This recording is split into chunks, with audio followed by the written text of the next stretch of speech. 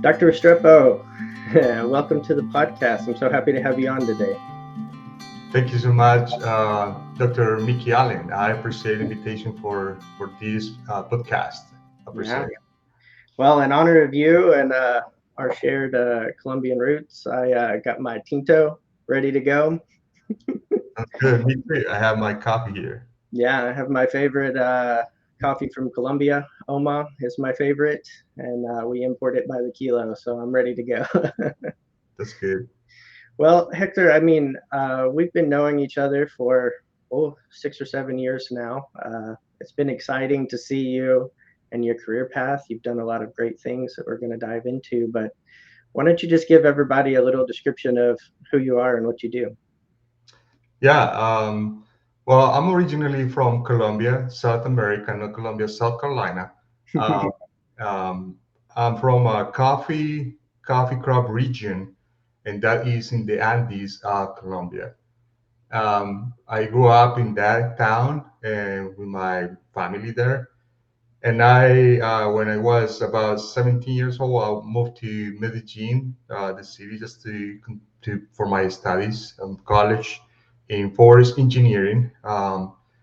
So I spent several years in college studying different aspects of forestry, ecology, and the program in Colombia is very broad in terms of the different areas we tackle. So we have very good background in math as an engineer, of the engineering program. Also, we cover all the fundamentals of ecology, economics, finance, operations, optimization, even finance and administration and management. So it's pretty comprehensive program we have in Colombia.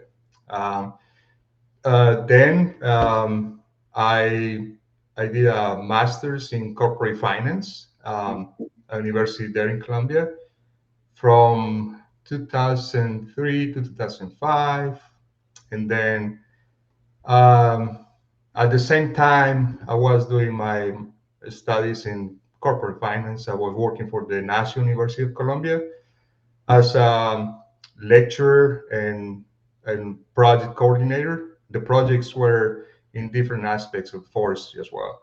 And also, there were like research projects and also extension projects, outreach. So I worked at the National University for several years.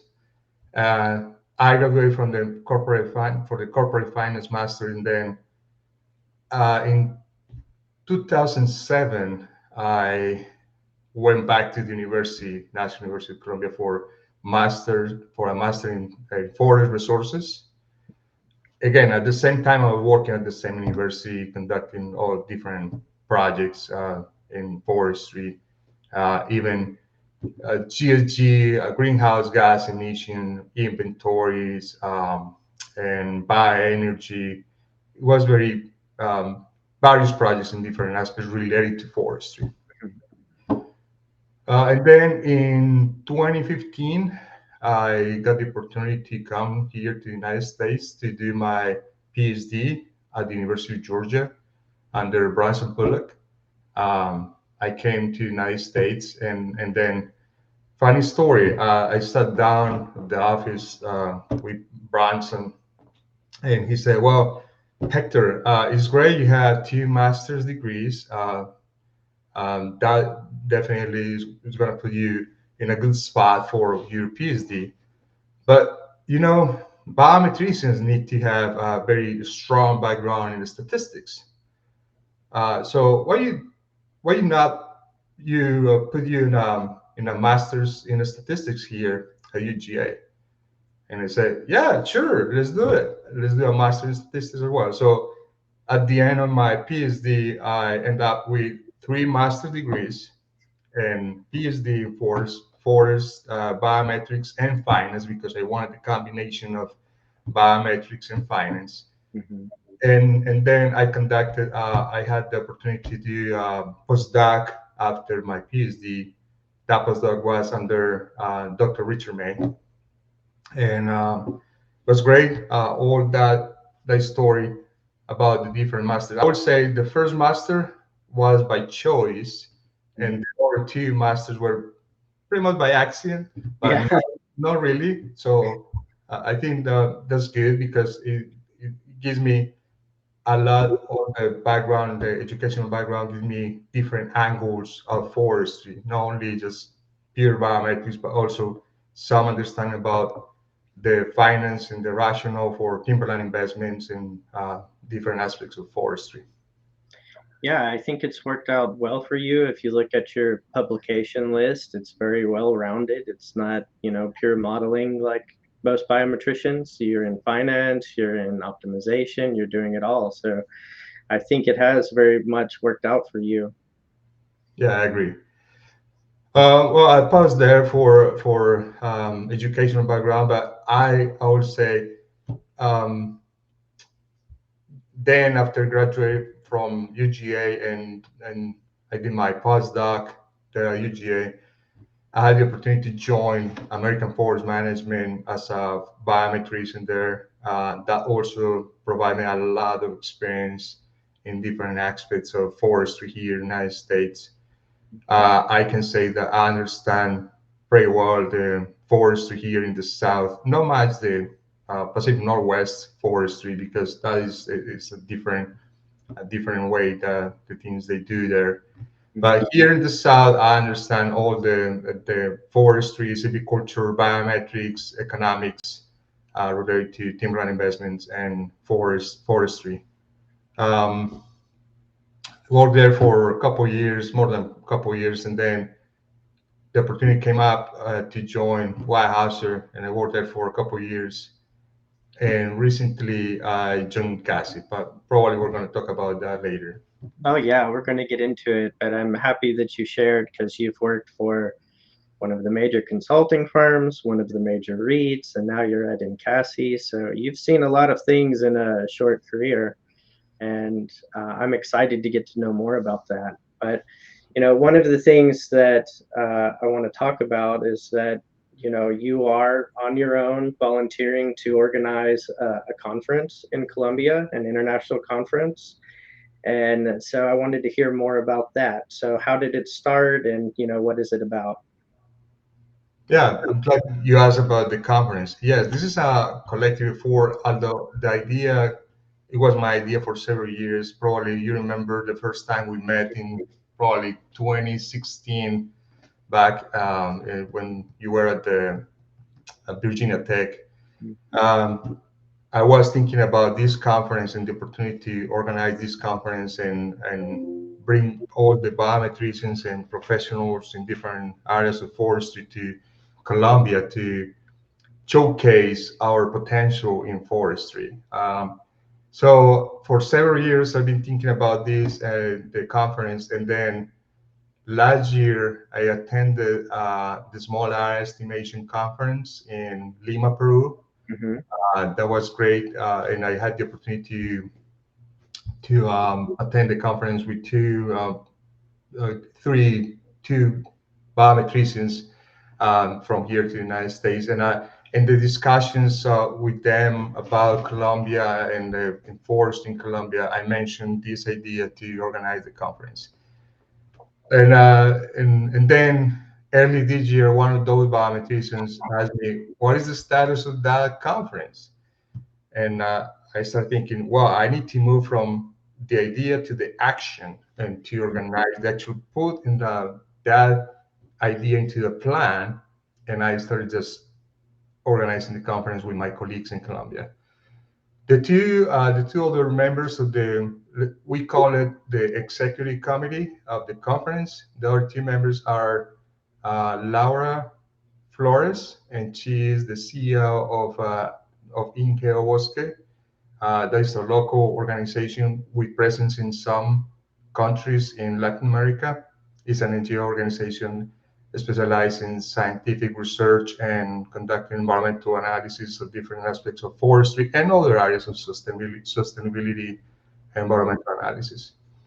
And Professor Sergio Orrego, he's at the National University of Colombia.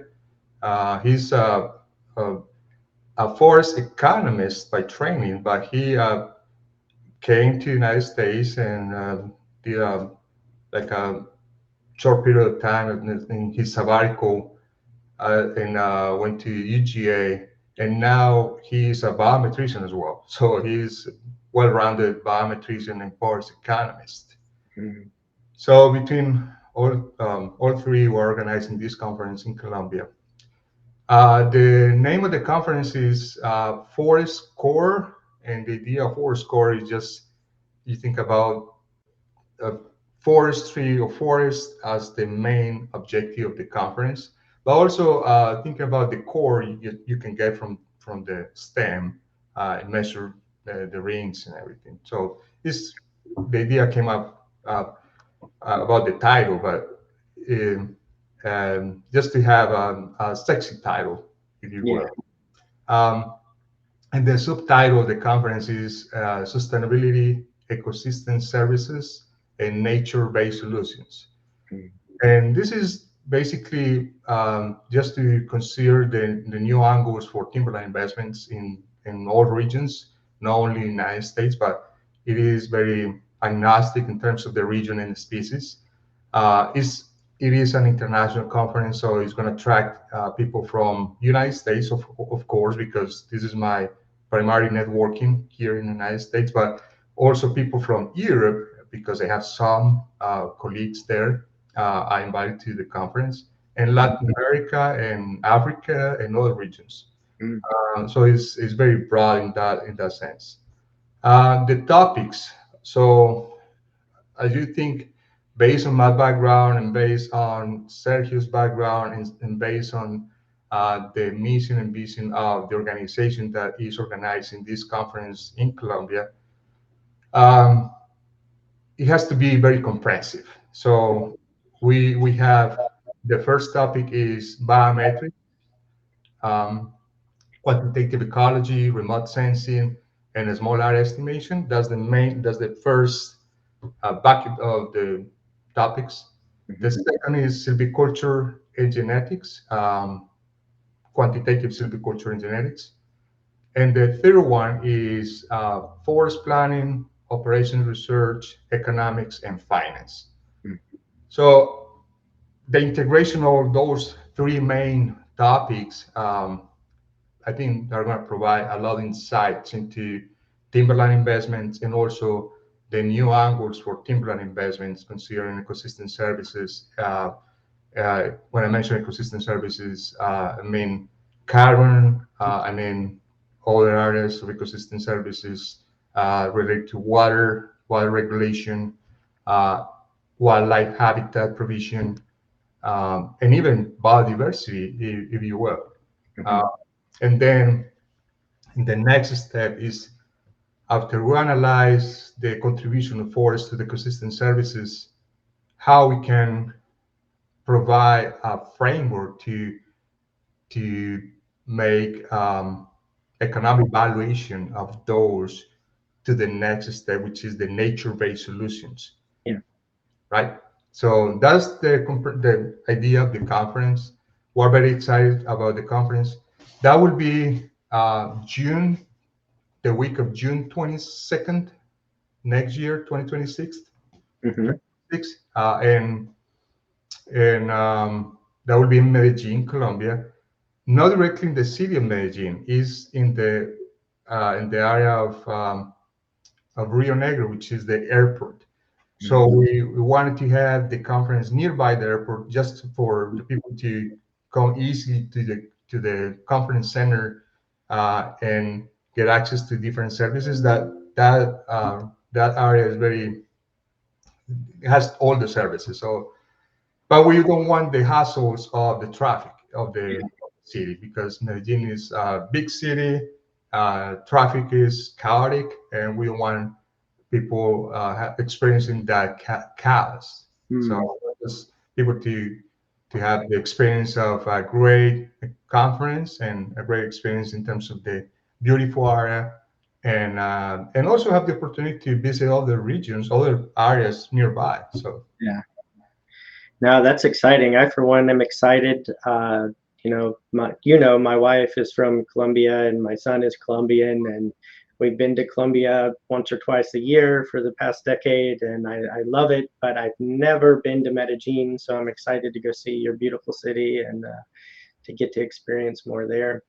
But I'm really excited about this conference because the way that you've put it together, it brings in a lot of different players, a lot of different people who are interested in these ecosystem services and sampling and everything. So Mhm. I think it's going to be a great conference. Do you know what kind of industry might be showing up? Right. Well, we're thinking about the main TIMOs and main REITs. They are interested in this conference.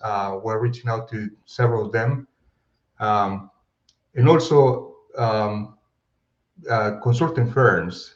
They Mhm. are interested in this conference. So the idea is exactly like that: bring everybody together into a table and discuss the different aspects of timberland investments and the new emerging markets, if you will, associated with timberland investments. Yeah. Um, and also the academia is very excited about this. I recently this week attended the SOFAC FPC meeting at North Carolina State University, and everybody is very excited about this conference. So all the economists, because there's a joint meeting where the economists associated with SOFAC and Mhm. also the silviculturists associated with Forest Productivity Co-op, they're very excited about this conference, and most likely they're going to attend the conference. Yeah. Well, that's exciting. I know that there's a website. I can post a link on LinkedIn whenever we post this podcast. I know you've already done it and I've shared it as well, but we'll make sure we get the word out. Again, I'm very much looking forward to it. I think there's going to be a lot of exchange of information and knowledge, but also the contacts that we're going to be able to make there. As a consulting biometrician, I'm excited to see what's going on in Latin America and to see possibilities for us to branch out down there. Absolutely. Yeah, and I'm going to try to give a nice presentation as well. So Sure. it's a good excuse to do some interesting research and present on it. So For sure. yeah, well, and I was one of your supporters early on. I've been telling you that, hey man, you've got to do this. I know anytime you make a conference, especially when it gets to be so big, you have to worry about are people going to come. But I think it's one of those things. If you build it, they will come, and I think you're doing a great job. Yeah. Yeah, we're promoting this conference in different using different media. So we just I attended several conferences, and every time I have the chance to talk with people, I invite the people to the conference, and also we're using social media to post all the new updates about the conference, and you're gonna see some most of other updates about the conference in the upcoming months, with new ideas about the conference. By the way, we probably we're going to put together a series of webinars Hmm. uh, as a preamble for the conference, and we're going to invite influential researchers and biometricians and economists and silviculturists to those webinars for the people to see the quality of the presentation. So it will be very good conference for sure, because the quality of the presentations, we're going to make sure they have the level, the academic level, the technical level, but also the applicability of those to the industry. We're trying to close the gap between the theory and the application of that theory to the real world in order to provide insights for professionals and practitioners. That's the idea. Yeah, and I think that's great. As a former academic and now a consulting biometrician, I see sometimes it's very difficult to take a publication which has obviously been gone through the whole process. It's a great publication, but then wonder, how does this apply to me and my work? And I think being able to hear that and, like you said, branching that gap between theory and practicality is really important. So people know, like, oh, this is very useful. Right, right. Yeah. And one of the topics that you mentioned that is a hot topic, we just had a new podcast released recently with Dr. Corey Green and Dr. John Paul McTague, where we talked about small area estimation.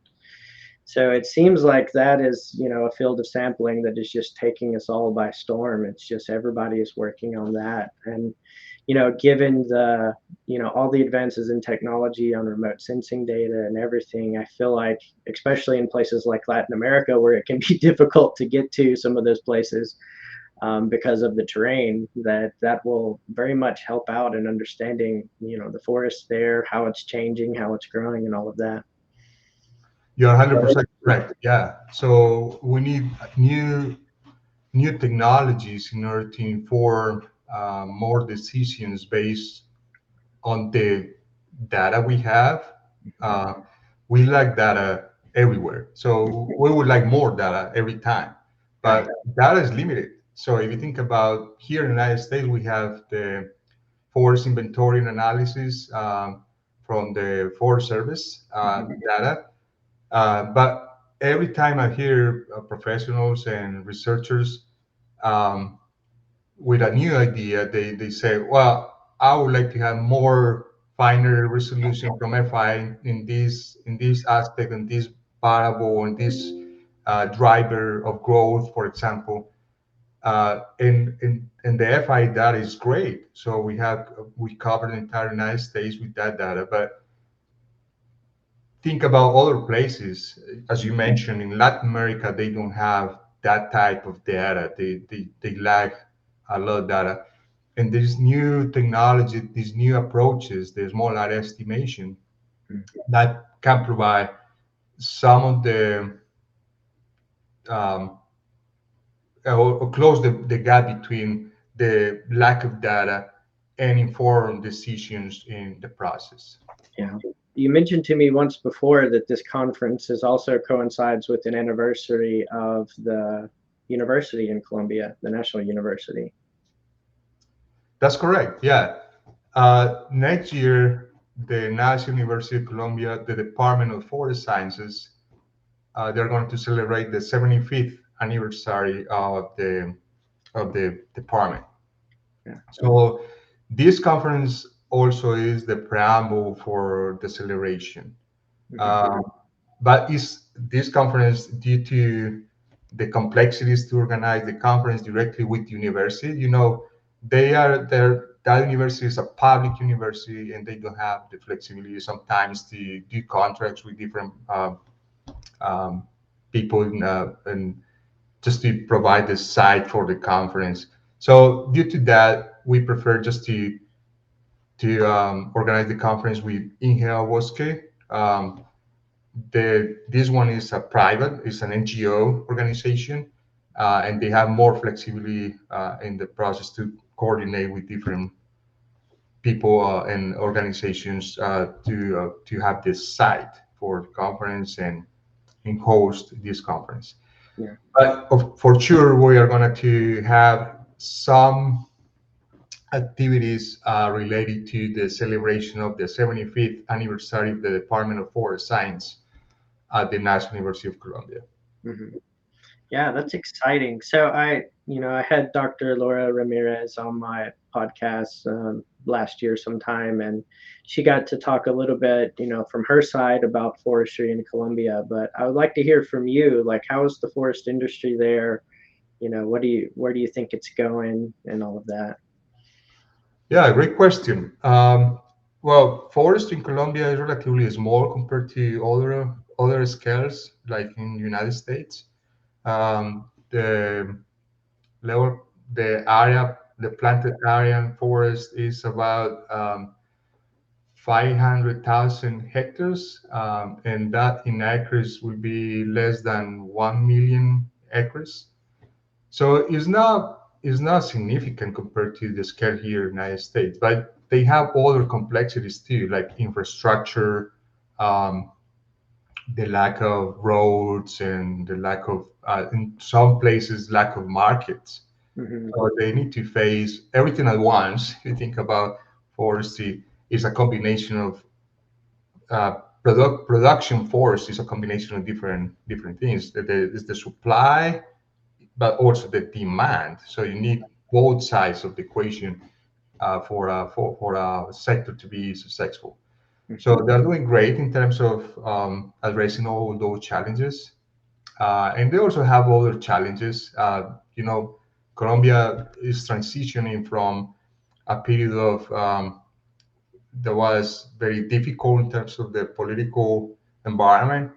Um, Still some issues in terms of security in some areas, and also they need to be mindful about those regions. What I mean them as the foresters. So in terms of all the work they are doing, I think they're doing a great job in terms of addressing all those challenges at once. When we think about United States, we have some issues here too in terms of the markets for pulpwood. Every time I hear from other than pulp and mill industry that close a mill in a region, and people there struggle to find the jobs and for the local economy as well. Yeah. But think about those struggles and put that in the context of Colombia. It's the same. So Yeah. people struggle if they don't have a meal or the meal is not consuming the levels of the timber or the wood in the past. They struggle to in different jobs or economy or the financial return for Yeah. the investments. Yeah. Yeah. Yeah. How is the like mills? How many do you have? Are they working mostly for, local consumption? Are they exporting or all of the above? Well, the main the main organization in Colombia is SmartFit West Rock. Um, they have some mayors in the area of Cali, Colombia, um, and planted forest in nearby in the different states. We call it the departments, Mhm. states in the center of Colombia and the south of Colombia. Um, that's the main forest product firm in Colombia. There are other companies, and those companies they focus more in the exactly in the area of provision of ecosystem services, and particularly carbon markets. Right. And they are located in the area of eastern Colombia, but there is not industry associated with those planted forests. It's pretty much for carbon projects. They planted exactly those plantations for carbon projects specifically. Yeah. Although it would be great to have industry associated with those forests. Yeah. I've seen the carbon markets are huge in Colombia. It's my understanding that the demand is four times the supply at the moment, and people are really excited. It's appears to be mostly the regulatory markets involved down there. But I was curious if they were, planting new forests, or afforesting previously cut over lands, farmlands, or if they're just, cutting down natural forests and planting new forests, or if they're just taking natural forests and protecting them. Yeah, usually that's not the case. They harvest natural forests to plant a planted forest. Not Yeah. they don't do that. Uh, Typically, it is afforestation Mhm. or reforestation projects. So afforestation in some of the areas, the savannas, they just go there and plant the forest, especially in the area of the eastern Colombia. And also they have some Red Plus Plus projects for avoided deforestation in some regions south of Colombia, uh, Mhm. in the states that belong to the Amazon region. So all of them, they contribute to the entire portfolio of carbon projects in Colombia. Mhm. Yeah. And, knowing the terrain of Colombia, I mean, the areas where you can plant are probably kind of limited, right? Because it's just the three mountains, the Andes there. So is it a lot of agriculture land? Does that get reclaimed as forest? Like, do they forest like lands that were previously in agriculture? For example, you mentioned Cali. I know Cali is huge for like banana and plantain plantations. Do they ever take those back, or did those remain in those kind of plantations? Um, yeah, it depends. Well, it could be areas that were in the past in agriculture and then decide to convert to forest, Yeah. or areas like grasslands, they convert to forest. Mhm. That's most of the cases. Yeah. But also, we have planted forests in the areas of the mountains because we have that terrain in the center of Colombia, Yeah. in the central region of Colombia, and that's the one of the most active areas for production forestry because they Okay. have the forest, they have the supply, and also they have some local markets. Yeah. So, and again, it's not compared to the United States in terms of the size of the market, but we have markets that are healthy, in local markets that are healthy and provide the forest, provide the timber Yeah. that we require for those local markets. Yeah. And I guess there the infrastructure can be a hurdle. I mean, I've been on some of those mountain roads, which for us would feel, here in the U.S. might feel like a path, but it's the main highway, and going between cities, and then you get there and you drive around the mountain, and you look, you're 2 hours on the trip, and you look and you said, oh, I was just there, 2 hours ago. So I Yeah, can I can see, like, I mean, just having to haul logs to a local mill could be difficult. yeah, exactly. 100 miles here, you can drive 100 miles, let's say in 2 hours. That's Mhm. an average, or yeah, something like that. But in Colombia, it may take 4 hours to drive through all the mountains. So yeah, so it pretty much double. You think about the speed. The average speed would be like 25 miles per hour Right. in Yeah. some places. Yeah. Well, so I'm curious though. So you grew up in the coffee region, but I'm curious what, drew you into forestry there in Colombia. So you said, we're 75 years of a forestry school at the National University. But, I imagine in that region, did you have experience with forestry, going into it, or were you just excited about it? How did that come out to be? Well, yeah, that's a great question. Um, Early when I was a child, I was part of the Boy Scouts, so Hmm. I have an early contact with the natural resources and enjoying outdoors and enjoying hiking and all the outdoors activities. So I think that was the root of my passion and interest for forestry. And also, I was very good at my time at high school, middle school. I was very good in math and actually chemistry. I was very good in chemistry.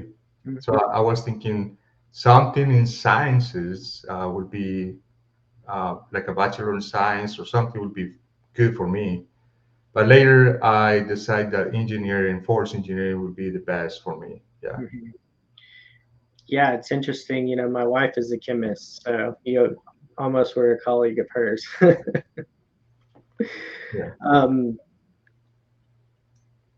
it's interesting the background that you all get at the National University of Colombia. Some people may not know this, but it is very competitive. You all have to take a exam in high school, and if you get in, it's free, right? It's not free. It's I would say inexpensive Mhm. for depending of your your income. Basically, they tie the tuition fee based on your income. Hmm. But in my case, because my mom was a teacher, elementary school teacher, part of the government, so there is a special program for the dependents of um, people that work in the government, Hmm. federal government or the state government. So they have a special tuition fee for the dependents. Hmm. I was fortunate to have that, but also people with low income they have access to the university, and even right now, I believe right now is completely free. So you Yeah. can go to the university for free in Colombia, at least for bachelor's degree. Hmm. Um, not much for masters or for graduate studies, but for bachelor's degree, you can go to pretty much any public university, at least in my region, Antioquia and Medellin, and that will be free tuition. Yeah. I think it's a great program, especially given kind of the poverty levels there in Colombia, that, people are able to have access to higher education. And I think it's a great way to, bring your population up in terms of education. And I Exactly. know here in the US, it's just becoming so cost prohibitive. We've seen especially after COVID hit, a lot of people just aren't going to college anymore, because they've seen all of the horror stories of people coming out, with the 4-year degree and $100,000 in student loans, and you can't ever pay it back on entry level salaries. So I think it's a great investment that Colombia is making, and obviously you and your other colleagues from Colombia are shining examples of that. I agree. I agree 100%. Yeah. And again, that is the tradition in Colombia to provide good quality education. Hmm. And again, the National University of Colombia, the quality of the education at the National University of Colombia is very, as you said, very competitive to get into the programs there. But also the professors, they have long-standing tradition of high quality professors, researchers, and they have pretty much experience in different areas in different regions of the world, and they Hmm. bring that experience to the National University of Colombia. I remember I studied my when I was at the university. I studied the Brown Book. Can you imagine in Colombia studying the Brown Book, Clatter Brown Book? Hmm. Yeah. Um, and I was thinking at that time, 30 years ago, I was thinking I'm not going to use anything related to loblolly pine in my life. What's the point to study loblolly pine if we only have here Pinus spatula, we have eucalyptus, we have other species, but you know, you Yeah. never know. You never know what the path of the life is going to take Mhm. you. So, if you need to, and you need to be open-minded in order to take those opportunities the life brings to you. Yeah. And that's easy to say 20 or 30 years later after you have the experience. But I recall back to my time as an undergrad wondering, why do I need to know statistics? I'm in forestry. And then I, went on to be a biometrician. It's like, oh, okay, that's why. I mean, it's very important. We use it every day in forestry. And so, but I think sometimes it can be very hard as a young person whenever you're sitting there and you know what you're going to do. You don't know, but you think you know, and then you're just going, I don't need this. I don't need to understand that. I had a silviculture class in tropical plantations, and I said the same thing. I said, why do I need to know about tropical plantations? Because I'm going to work in loblolly pine, and then I've done so much analysis in tropical plantations now. It's unbelievable. So Exactly. all of those little experiences help, and maybe it should be more of the professor's job to help people understand, you never know what you're going to do, and this is going to help you in all aspects. And also, I mean, the methodologies, wherever you apply them, they're generally kind of similar. So well, so that sounds exciting. I think it was obviously you had a great experience there, and then why did you make the decision to come to the US to study? Right. Yeah, I got the point in Colombia. I was working at the National University of Colombia in those projects, research and outreach projects. But I had that need for increase my knowledge in forestry, and I say I need to take this path in the PhD. And they have some programs, some doctorate programs at the university, but I just wanted to have a direct and high level education in forestry, specialized in forestry, because in Colombia they have the PhD in ecology, which is great, but I just want a direct forestry background in my doctorate studies. So um, I attended the Timberland Investment Conference in Amelia Island in 2015. That was February 2015. And I had the chance to meet several of the UGA professors there.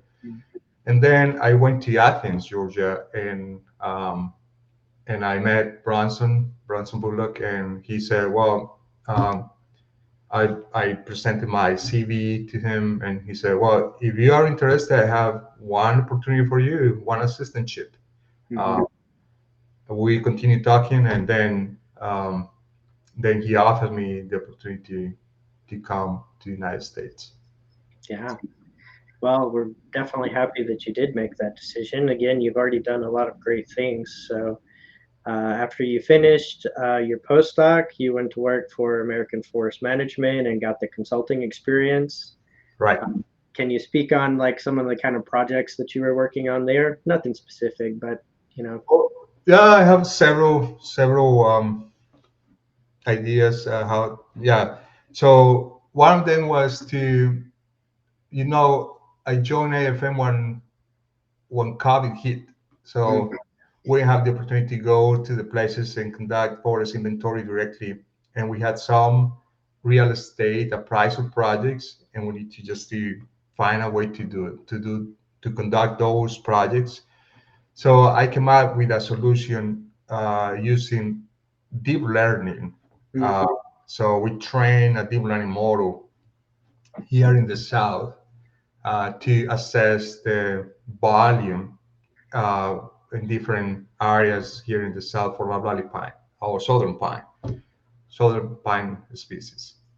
Um, and then we deploy the model across the south, different places, and inform those real estate and appraisal projects, and perhaps a couple of carbon projects too. The clients were asking us to inform they provide some numbers about the average volume. That is not perfect solution, but it's a ballpark about what will be the range of the volume you can get based on the reflectance you get from the satellite. And that can be also a case of a smaller estimation, if you will. So it's applying the concepts of the smaller estimation, not directly the models that are their so-called smaller estimation, but the concept, the general idea of a smaller estimation to provide some answers mhm, for decision making. Um, that is one, and the other one was a couple projects we TIC in Latin America and Central America specifically um, for forest inventory for TIC in Central America and some analysis about merchantability of teak. So mhm. those were great. And here in the south, across the south, forest inventories, crunching up numbers for forest inventories and growth and yield modeling here in the south as well. So all the aspects of forestry, and it was great because they have experience and they have presence in Central America. So that was great for me because give me the opportunity to work in Central America as well as here in the south. Right. So, what would you think? I mean, because at that point you had not yet worked for a consulting company in the US. What do you think it is that you learned the most working in consulting that maybe you didn't learn, in your studies? That's a great question. I think it's providing a solution quick, good enough and quick, good enough and quick. But I think that is, I think I was successful in that because during my time at the National University of Colombia working on those research and outreach projects, I developed that consultancy experience there. So it wasn't hard for me to adapt to the new environment of a consultant because I had that in my mindset already to provide good enough numbers and good enough solutions. Uh, Compared to the academia, we want everything perfect and refined, but it's going to take forever to provide that solution. But sometimes quick and dirty solution is okay, Yeah. and we move forward with the other steps in the project. Yeah, that's one of the things that surprised me so much about, going from academia to consulting is I'm a perfectionist, even beyond perfectionist sometimes. And then you get there, it's okay, we need to know this yesterday. So you have to come up with something very quick. I had the opportunity of having an intern this past summer, also a student of Dr. Bronson Bullock. And I said, okay, we're going to give you the consulting experience. You got to do the equivalent of a master's project in 2 months. Let's go. And I think it worked very well for him. Definitely worked very well for us. But also, I think like you said, you learn a lot of things really fast because you have to do so many different things, and you have short deadlines on those. And so I Right. think consulting is great to get you up to speed and make you more well-rounded on all things, forest industry. Um, so after that, though, you completely switched gears and you went to work for, a major REIT. You went to work for Weyerhaeuser, and I think your job there was quite a bit different, right? Because you weren't purely focused on biometrics. Right, that's correct. But yeah, I work for Weyerhaeuser as senior manager portfolio analytics, and that was specifically for timber market analysis and price outlooks. Hmm. Um, so that's putting some of my experience and knowledge in finance and economics to the service of this rate. Um, but also, I apply some of the data science experience I have in biometrics because we are for biometricians and we develop the skill set similar to the data scientist. Right. Uh, so we need to get the data and process the data in order to provide the answers we're looking for in some cases massive data sets, and you need to summarize those huge data sets into just a table, summary statistics to provide that information to the decision for the decision maker for the decision makers.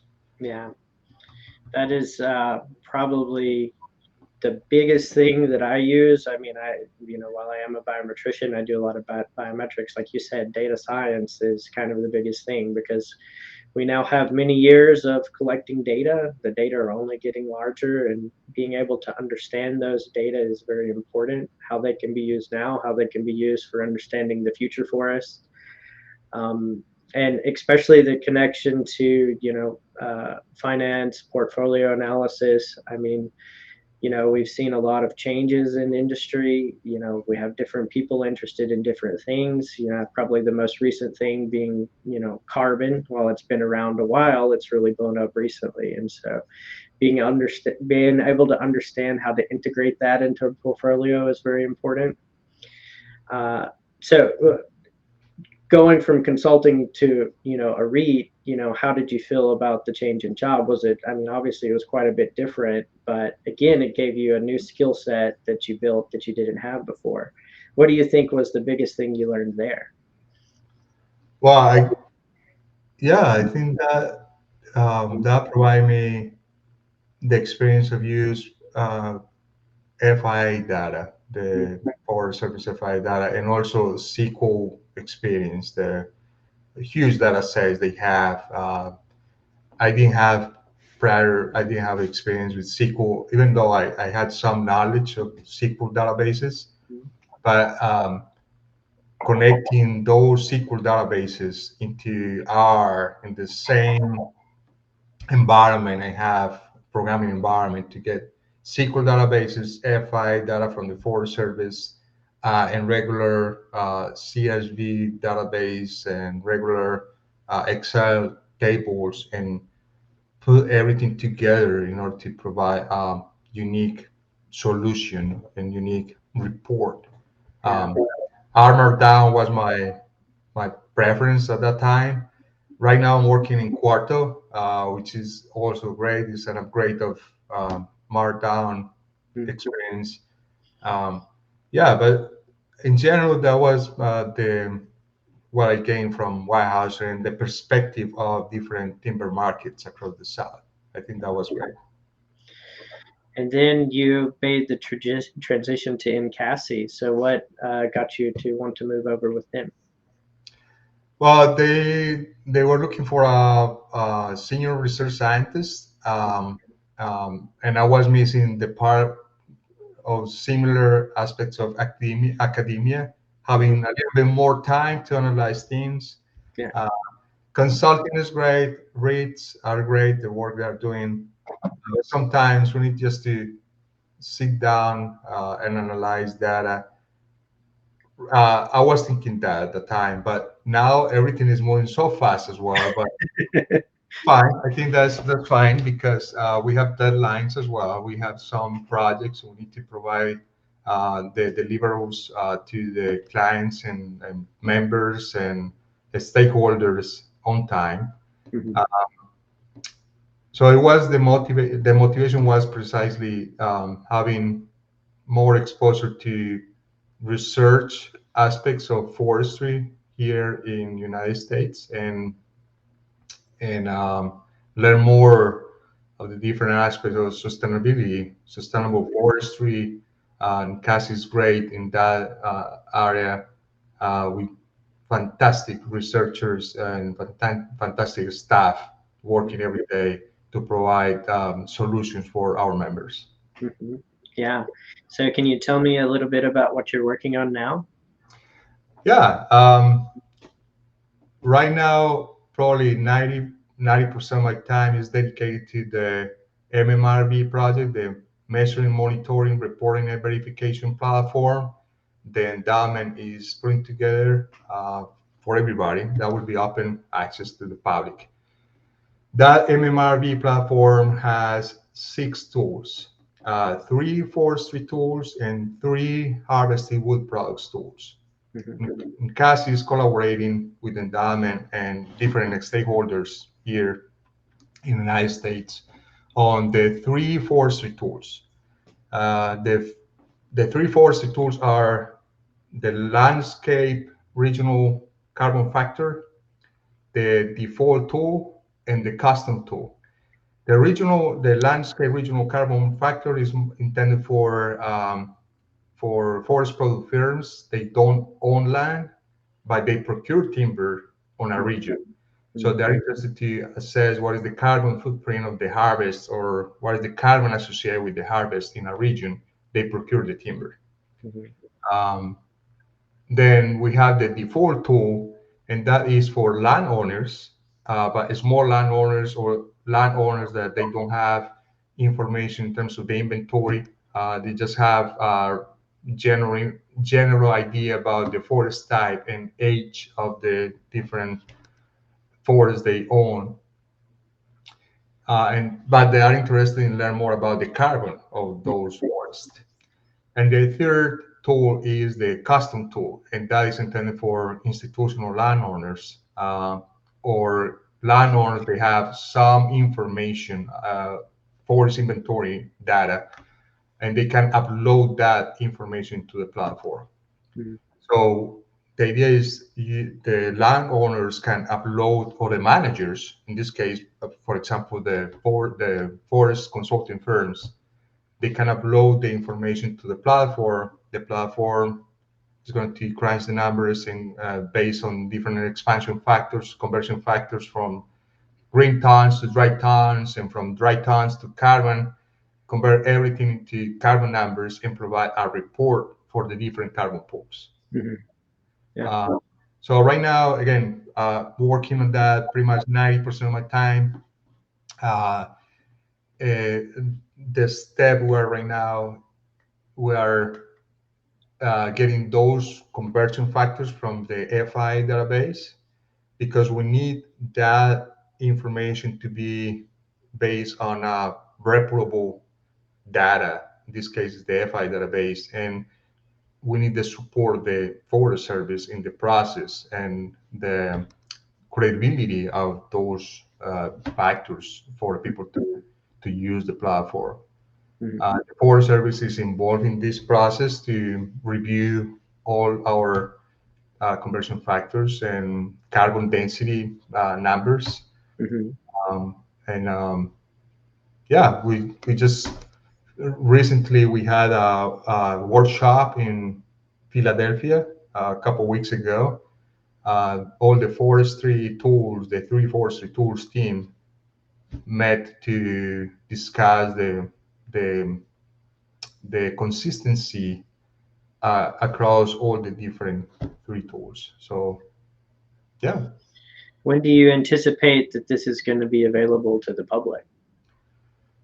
I don't remember the schedule at the top of my head, but that will be next year. We're going to have beta test with the different stakeholders, Mhm. but the release of the tool, the entire platform with the six tools will be probably 2027, Okay. 2027. But we have several steps of the design. NCASI is designing the tool. We're not developing the tool itself. We're not coding anything into the platform. We're providing the rules and the equations and different tables required for the conversion between forest inventory to carbon numbers. Mhm. No coding anything directly into the platform. We may code some intermediate steps in R, but the software developers they need to interpret Mm. that code from R to the code system they're using. Yeah, that's exciting. So is, you part of it is reporting and verification. Is the primary use of this tool going to be to understand, carbon today, or is there going to be any ability to forecast? Great question. um, so for the custom tool, the landowners or managers of the land, they have the opportunity to upload two inventories in the system Mm. associated with two tags. We don't have the capacity, at least for this version of the platform, to incorporate growth and yield systems. Mhm. We prefer the landowners to use their own forest growth and yield systems. So they have the opportunity to upload two inventories, and based on the difference between the carbon stacks between the two times, we can calculate the fluxes. Yeah, yeah. Yeah, I know, basically right now in the US, everyone is relying on FES pretty much exclusively to get carbon numbers. But for example, I work in Loblolly Pine, and Loblolly Pine FES is not a great model. It just wasn't built exclusively for plantation. So we have a lot of good plantation models out of Virginia Tech and out of the University of Georgia that do much better jobs of modeling different silviculture regimes, genetics, all of that, which you could probably calibrate FES, but it takes a lot of time and it's just not the best tool for me. But if I want to get carbon estimates, then I have to, at least put it into FES and let that estimate something for me. Mhm. With a tool like what you're talking about, would I be able to do any kind of batch processing, or would it pretty much just be one stand at a time?